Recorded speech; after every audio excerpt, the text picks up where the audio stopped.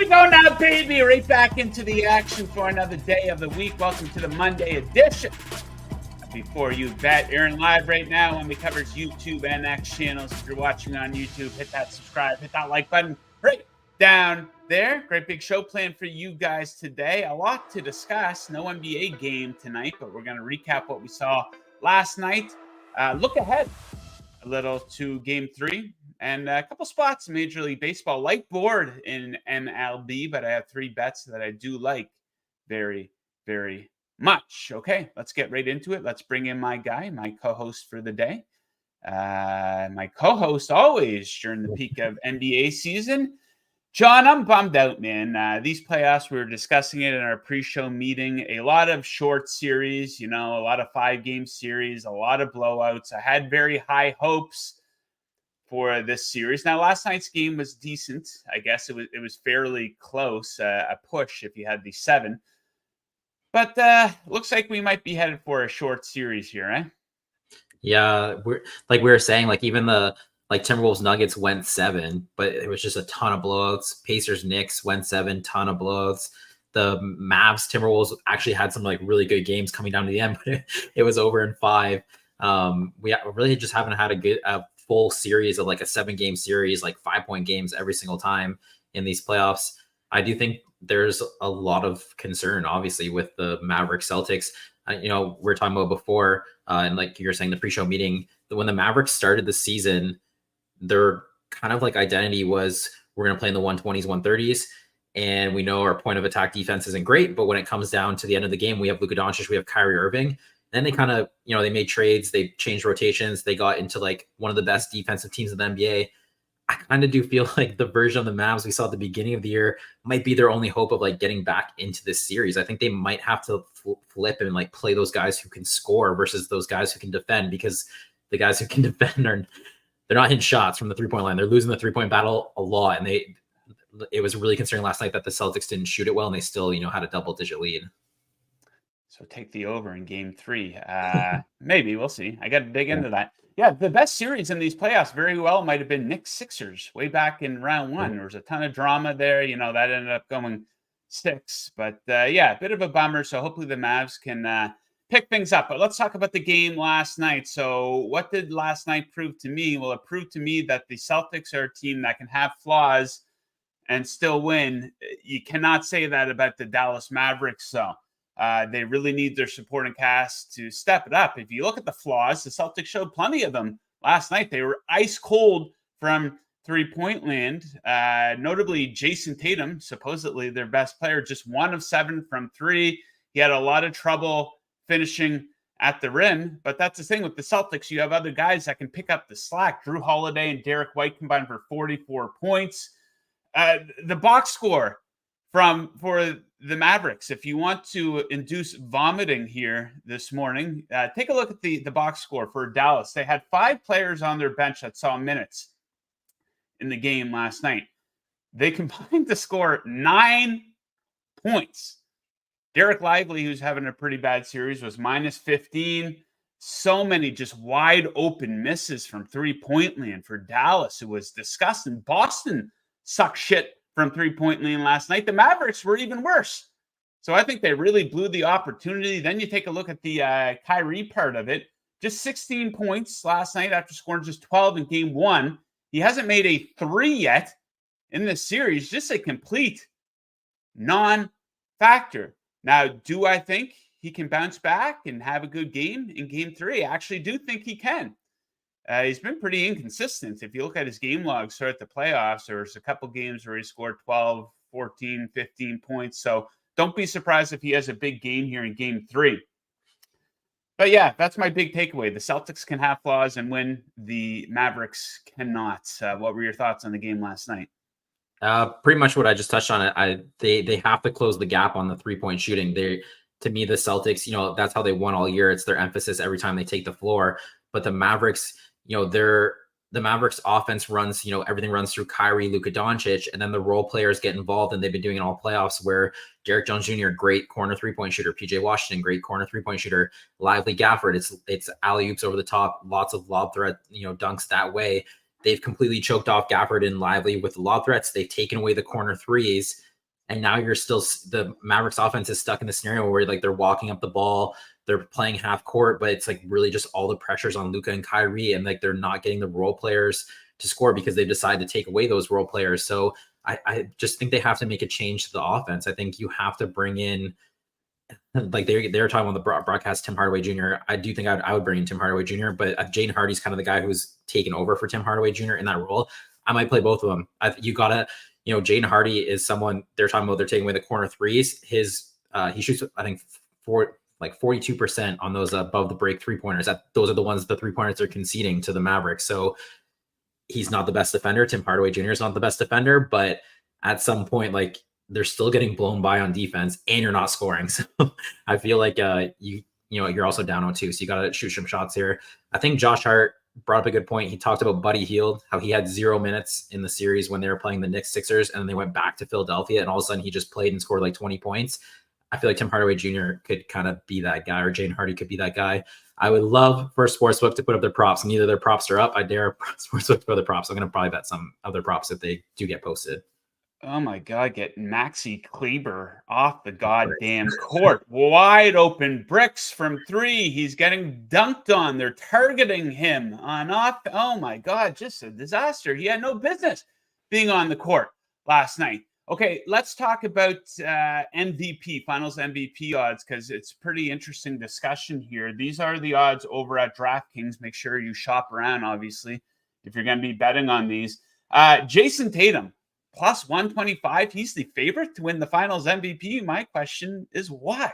Doing pretty good in the assist/rebound department, maybe on defense as well, but he's been ice cold offensively here in terms of scoring in this series. And I talked about this on Friday's show. He came out and he said before game 1, there's so much more than just scoring.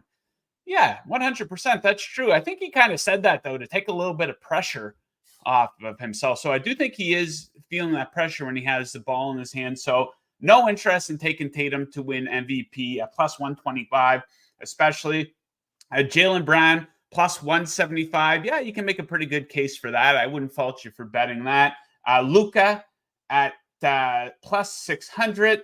Now, obviously, this award usually goes to the winning team. There has been a few situations in the past where a player on the losing team won it, but I don't know, down 0-2, probably not a smart bet.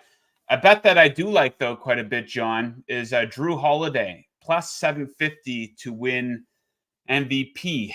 And sometimes you see this like Andre Iguodala. It's not always necessarily like the best guy. It's not always necessarily LeBron or Steph Curry, right? So sometimes you do see a situation where the 3rd or 4th best player on the team comes out and wins things. But plus 750, very efficient with the scoring, finishing a lot right at the hoop.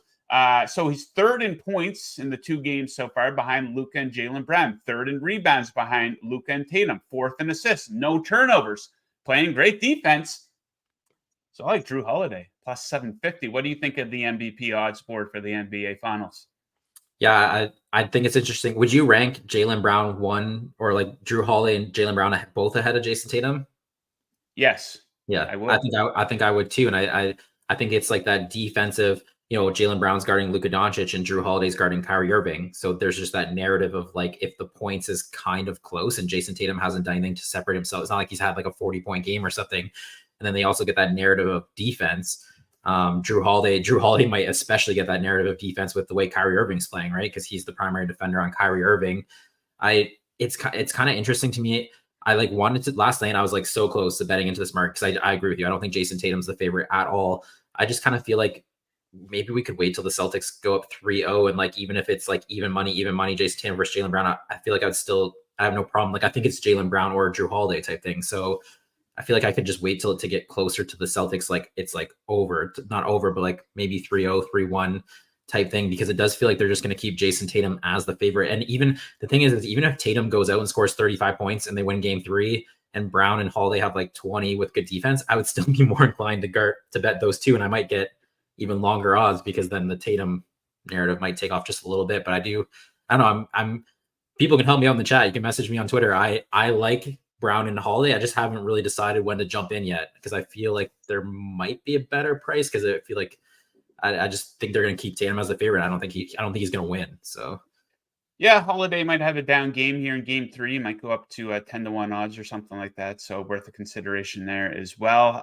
In the live chat, David CK07. Good morning, all. Good morning to you, David. Okay, so I want to talk Drew Holiday again in a second, but first let's get into a couple of bets that you're placing here. So you have a bet for the rest of the series. Tell us what it is. Tell us where you placed it and tell us why you like it. So I bet on Derek White to have the most made threes in this series. I grabbed it at plus 400. It actually was plus 500 when I went to bed. I wish I would have bet it right before I went to bed, but I wanted to do a little more research on it, and I was like half asleep going to bed. So obviously there's momentum towards I'm not the only person who thinks this was a good price. He was plus 250 when the series began. He's only 1 3-pointer behind Luka Doncic, and Doncic is minus 650 to win this market, even though he's only 1 3-pointer ahead. You just look at the attempts. I think Doncic will always have more volume than White, but as you go and you're looking at this series now, it's 2-0. Is it 4 or 5 games Celtics? You kind of got to think about that. Like I kind of had the thought it might be a 7-game series. Now if we're looking at 4 or 5 games and the Celtics close it out in a short series, the ability for Doncic to use that volume to help separate himself from White, that just won't be there because he needs the more games, the better for Doncic. So, and White's also someone, I brought this up before, where he can have an absolute game from the 3-point line. Like he's not afraid. He has 18 attempts. It's 8 and 10. It's pretty consistent. He's definitely being told the Celtics are 100% strategy being told that to win the 3-point line margin. And that's how they're going to beat the Mavericks, because they're choking out their corner threes, which is really suppressing the Mavericks' abilities to hit threes. And then they're doing drive and kick and just taking a ton of threes. So Derek White is being encouraged to shoot a lot of threes. And you saw him call his own number a couple times in the fast break where he just stopped and popped it. So in terms of for him, getting double-digit threes, I think it's very realistic. He's going to be shooting around 10 threes a game. So when it's already that close, plus 400, I like that price better than when the series started. And I think the shorter series would obviously help him a lot if that's what happens here. Okay, and where did you bet that at? DraftKings. DraftKings. Okay, yes, they do have that market open right now. So if you're interested in Taylor and John, make sure you check that out. Okay, so game 3 is on Wednesday. We're going to have our official game 3 betting preview on Wednesday's show, but there is a bet that you jumped on already that we want to give out right now. So tell us what it is. It's Jaylen Brown over 3.5 assists plus 125. I think it's important. This is, we talked about PJ Washington points over last Friday, and I was saying, the game's on Sunday. You might not think there's a rush to bet this, but it's going to move. This is another prop where I just don't think when we come back Wednesday, I don't think this price will be there. I think it will move into minus money pretty quick. I bet him over 2.5 assists, minus 130 in game 2. He had 4 assists in the first quarter. It was over. I do think this is a price, I think, for Brown and kind of Tatum, but more Brown. This is a price that needs to be adjusted a lot quicker and a lot more aggressive. But that just doesn't really happen in sports betting. It takes time for prices to move. Just with the way the Mavericks are guarding them, the point of attack defense is so weak, and they're just targeting Luka Doncic over and over and over again. And it's allowing Brown and Tatum to just constantly get in the lane. They have so many drive and kick opportunities. Game 1, Brown had 8 potential assists. Last game, he had 12 potential assists.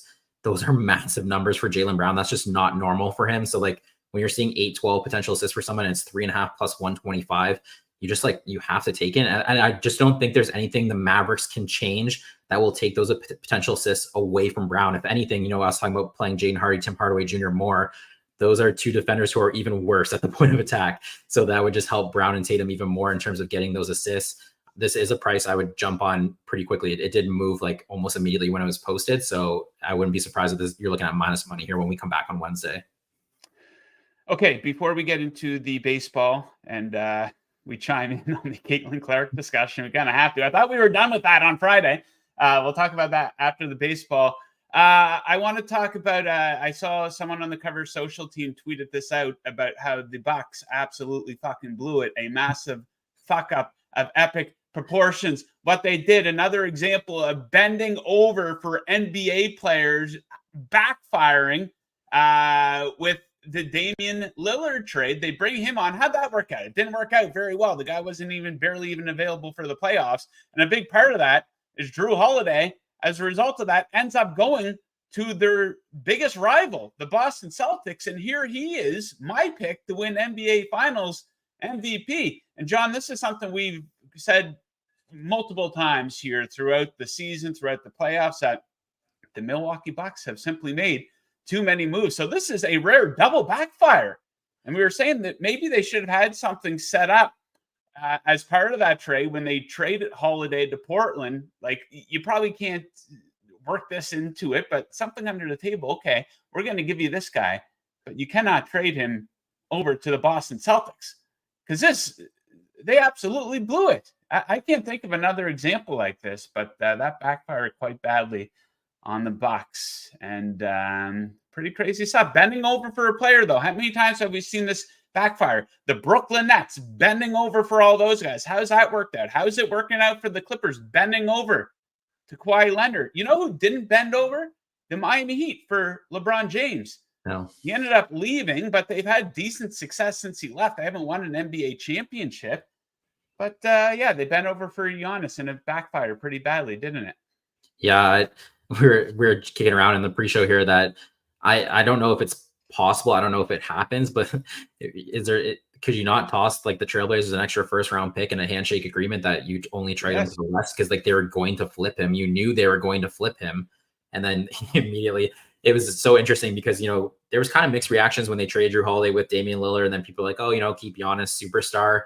The second he got flipped to the Celtics, I was like, that was a brutal trade for the Bucks. And it's not necessarily the straight up like Lillard Holiday. It's the fact that Drew Holiday is all of a sudden on the Celtics when we were kind of robbed of a Holiday Lillard playoff series. I thought that was kind of one of the best. That was one of the series I was hoping to see. I thought it was going to be pretty epic, but we never got that one. The Bucks, the Lillard, the Giannis thing isn't over. I think they give him off season. We've talked about this before. Too much going on. But the Celtics, you got to give the Celtics a ton of credit, because even when Brad Stevens, when Holiday all of a sudden was available, he made comments being like, listen, guys like this I don't care what it takes. Take as many first round picks as you want. They took Robert Williams, Malcolm Brogdon. He was like, I have to have this guy. And they pushed all the chips in to get him once the Bucks traded him, which is so silly. But I don't know. It must happen. Does it not happen? Like, can you not throw in an extra pick and be like, listen, we will send you Holiday, we will send you this package, but you got to keep them in the West with your next move, There'd be under the table shit like that all the time. Like it happens, imagine. Yeah, but that's blowing up very badly in the face of the Milwaukee Bucks. Okay, before we get into the Caitlin Clark stuff, let's talk a little Major League Baseball. Lights day on the diamond. I think 6 or 7 games, but 3 bets I like. And let's start with the first game of the day.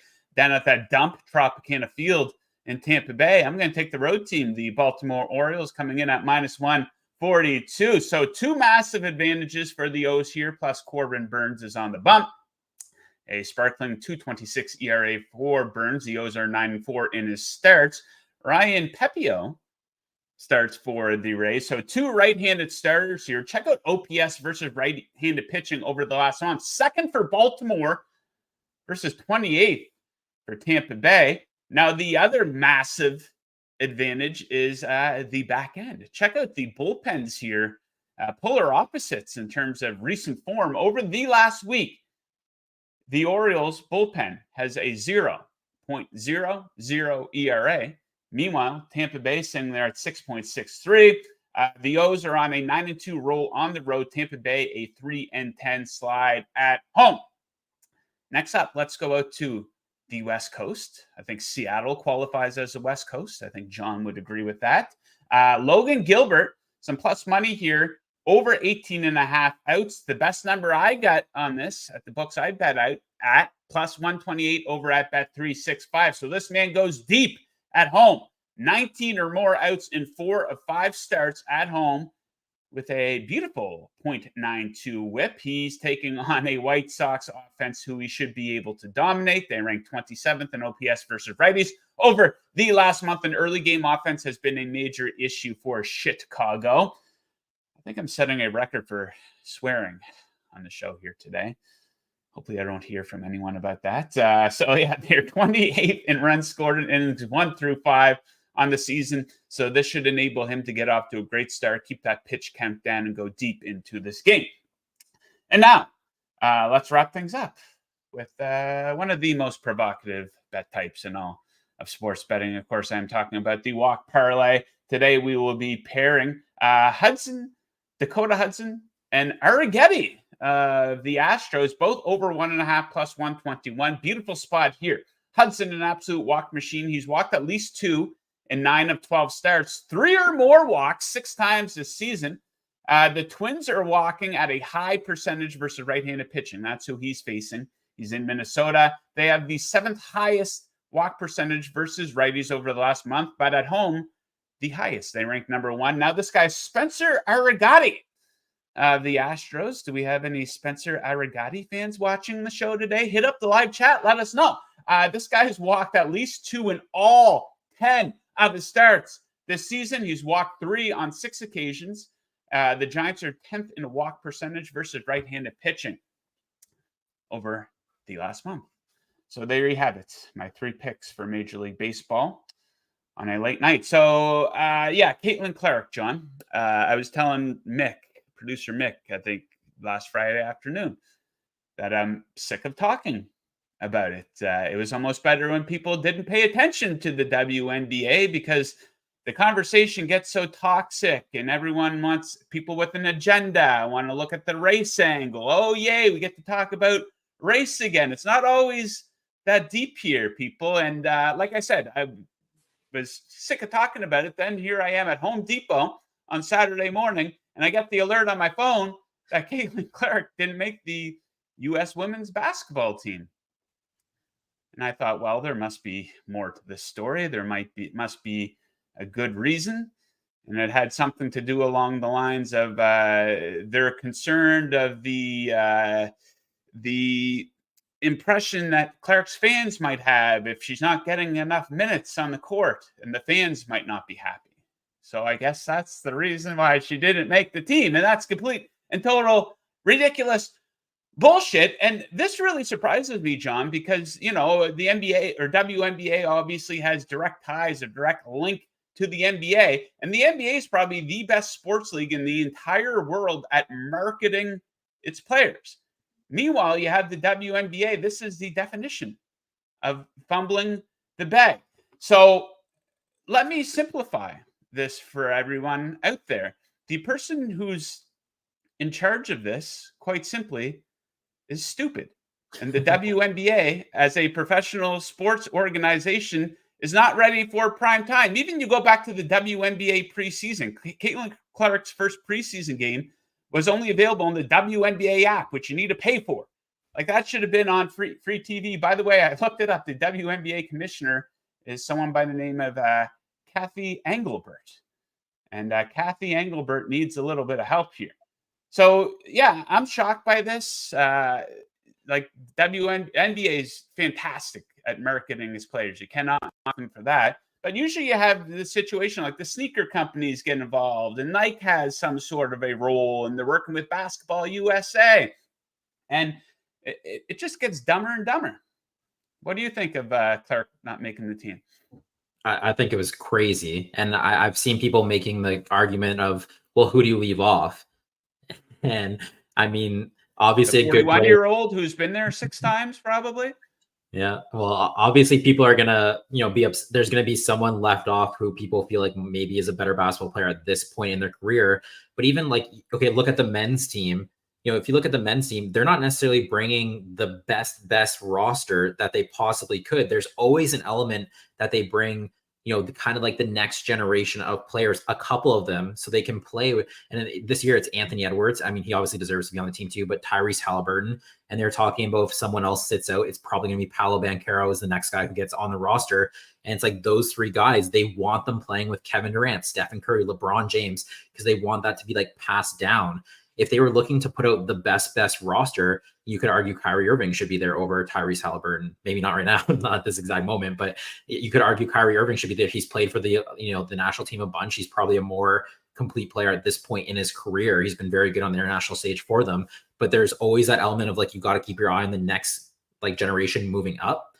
And so to argue that they took the best roster, I mean, it's just it's a complete whiff from a business standpoint of growing the game. And the women's basketball had such a big opportunity, especially the Olympics, the big stage. There's people from not even the United States, there's people from all around the world who are probably bought tickets, maybe are going to the Olympics, they're basketball fans, and they thought for sure they're going to see Caitlin Clark play. And Like the whole, like her minutes, they're going to win every game by like 30. It'll be like a spread of 47.5 in these games. So she's going to play. Maybe she doesn't start, but she's still going to play. It's not like these are close games where she's going to sit out there like minus 1900 to win the gold medal. So I don't know. I couldn't believe it. I couldn't believe it from a business standpoint. I couldn't believe it from like, what do you do next Olympics? All of a sudden you're just like, hey, sorry, we didn't invite you before, but you're actually also now starting. I don't know. It was crazy to me. I don't even know what to say. Yeah, I mean, a sport in a league that's been starving for attention, and you have people that want to come on and watch, and are taking an interest. I wasn't talking WNBA on this show even a couple months ago, and I'm not buying. Sometimes I try, like when everyone's typically 99% of people are on the same side here. Usually, I try to see like, okay, what could a contrarian viewpoint be? There isn't one. Some people are, I think it's good for Clark because she'll have time to rest.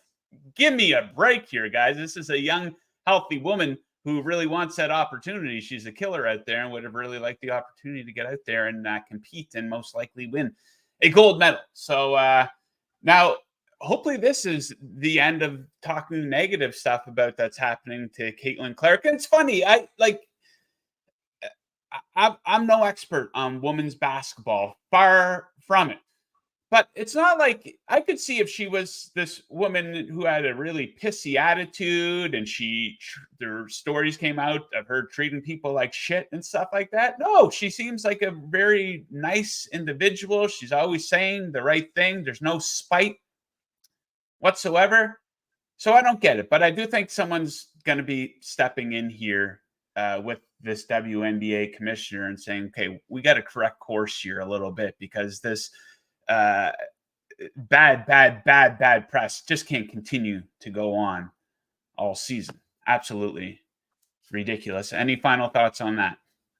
I so wish they didn't announce the 3-on-3 roster for USA like before this happened, because it would have been hilarious for her to play on the 3-on-3 team. And like if you would have had Haley Van Lith, Cameron Brink, and Caitlin Clark, those are like three people who draw a ton of attention. They're the ones bringing in those new fans. It would have been like to see like the viewership on the 3-on-3 versus the actual women's national team, just because Clark is over there. I think it would have been just from like a business standpoint, it would have been really interesting to see, because I mean, I would even make a huge effort. I'm still going to make an effort to watch the 3-on-3 because I like the players that are already on the roster, but like they were complaining about, her millions of fans might be upset that she doesn't see a lot of minutes. Well, what if her millions of fans were all of a sudden watching the 3-on-3 and now people aren't watching the women's national team as much as they thought? I just think it would have been interesting. Even if you're Caitlin Clark next Olympics, like out of spite, do you accept the 3-on-3 offer instead of the actual national team offer? I don't know. Now, would she not have made the 3-on-3 because the assumption was that she was going to be on the main team? Is that kind of this? I don't know for sure. I do know that the USA team won the FIBA World Cup 3-on-3 tournament last year, and they took 3 of the 4 players who were on that team, and they added 1 more player. So there's like, it is a different game. Like 3-on-3 is different, but also 3-on-3, you give her a wide open court, she could cook in 3-on-3. Haley Van Lith and Cameron Brink, they were on that team last year, so I think that's also why they got to be on it. I would assume that call was never made to her, or they thought like there's no chance of her being on this roster because she's going to be on the national team. I would assume that was part of the process. Maybe she declined it. I have no idea, but that would have been epic if she was all of a sudden on the 3-on-3 team. That would have been cool to see.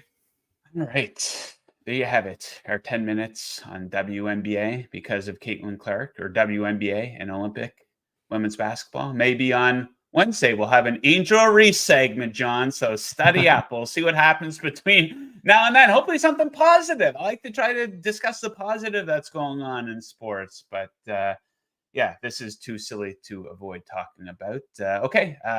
Always a lot to talk about. No NBA today, but we did a half-hour show here talking basketball, both men's and women's. But we are going to be back with you guys on Wednesday, breaking down Game 3 of the NBA Finals. Of course, Major League Baseball. Of course, a lot going on here at Covers on our YouTube channel. Game 2 of the Stanley Cup Finals going down tonight. The boys had their show right before ours, so if you're looking for some bets to place, you can find that video here on the Covers YouTube channel. So make sure you check that out. John, between now and next time we see you on Wednesday, what else do you have going on here?